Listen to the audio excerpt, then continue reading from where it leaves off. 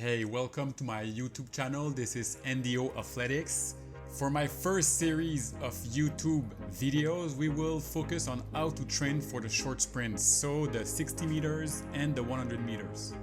Disclaimer. Well, my first language is French, so you will maybe notice that I have a slight accent. I'm from Montreal, Quebec, so I'm sorry if you don't understand all the words I'm saying, but I will get better over time. I'm not used to do YouTube videos because it's my first one, so bear with me. I'll get better, and let's start this YouTube journey. So let's start this YouTube journey with the foundation of all sprints, which is acceleration training. Alright, so first of all, we need to understand the objective of acceleration.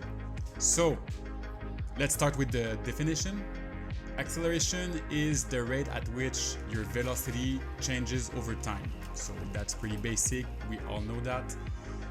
Now for the sprints, do you define a good acceleration by having the fastest possible 30-meter time, or maybe by having the highest velocity at 30 meters? Which one of those variables do you think is more important? Press pause and write your answer in the comments. I'll give you 3 seconds. Alright, so in my opinion, it's a mix of both, but your individual strengths and weaknesses will play a huge role here. The thing you absolutely want to see during acceleration, no matter what are your strengths and weaknesses, is you want to see your velocity increase on each strides until you reach maximum velocity. And you want to do that without spending more energy than needed. So yes, you want to accelerate fast, but you also want to accelerate for the longest possible distance. This is really where the elite sprinters separates themselves from the sub-elite ones. Alright, so here's a table on a biomechanical analysis of the 2017 100 meters finals.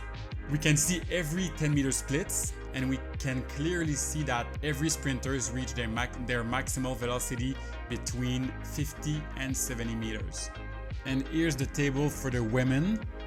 They reach their maximal velocity a bit earlier, between 40 and 60 meters, since they are a bit slower, but the principle stays the same, which is acceleration is a major key part of sprint performance with maximal velocity.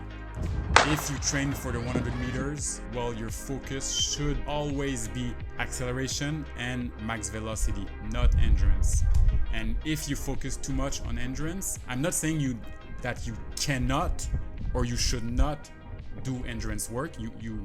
It's a good thing to do it, you need to do it, but the main focus is speed and acceleration. For this video, we won't go into detail about the technical aspect of acceleration. I will talk about that in another video.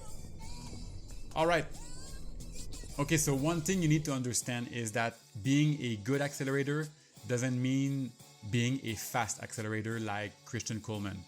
But being a good accelerator will make you a faster 100 meter sprinter. Don't forget that the winner of the race is not the one that is first at 30 meters, but the one that is first at 100 meters.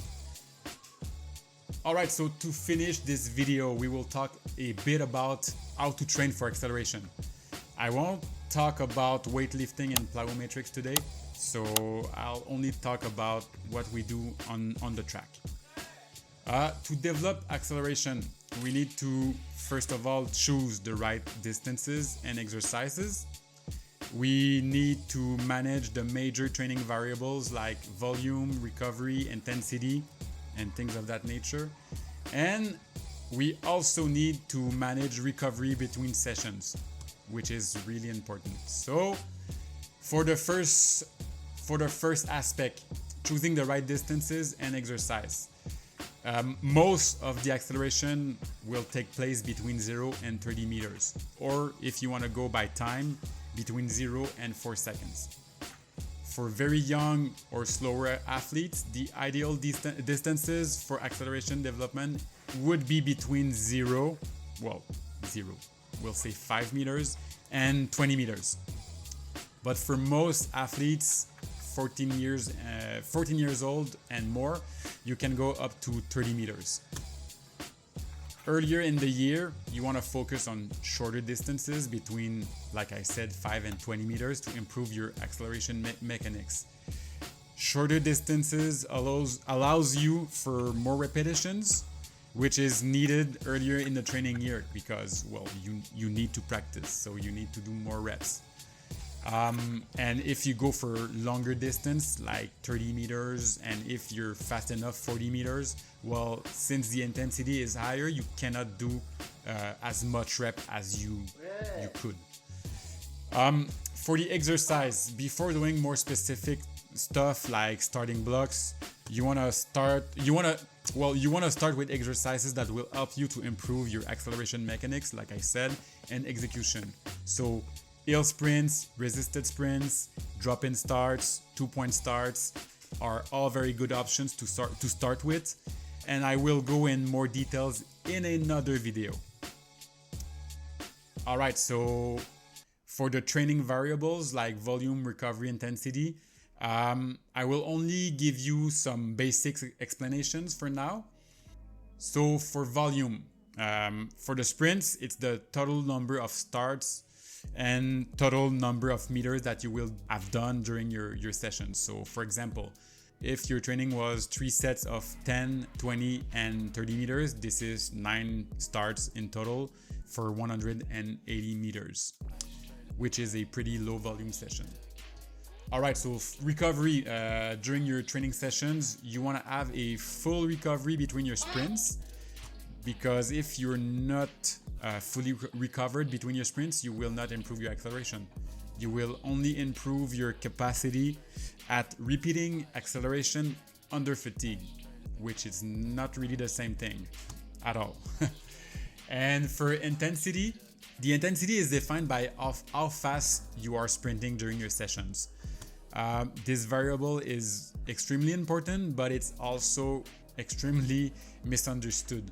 So the faster you are, the higher the intensity is. So intensity alone deserves a full video since it's really complex. So that's something I will do. All right, and to finish this, recovery between sessions. So between sessions, the classical minimum recovery period is 48 hours.